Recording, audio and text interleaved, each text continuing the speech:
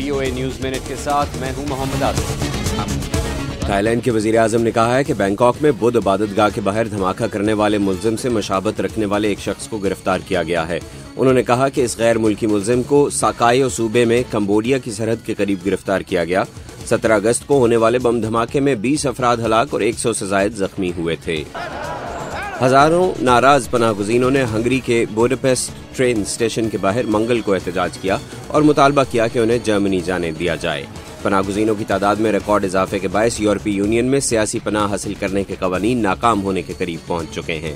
اور صومالیہ میں الشباب کے جنگجوؤں نے ایک خودکش کار بم دھماکے سے افریقی یونین کی فوج کے اڈے پر حملہ کیا اور اس کے بعد اڈے میں داخل ہو کر فوجیوں کے ساتھ لڑائی میں گولیاں برسائیں۔ جنگجوؤں نے کہا ہے کہ انہوں نے تقریباً 70 فوجی ہلاک کیے اور اڈے پر قبضہ کر لیا ہے، جبکہ افریقی یونین نے اس سے انکار کیا ہے۔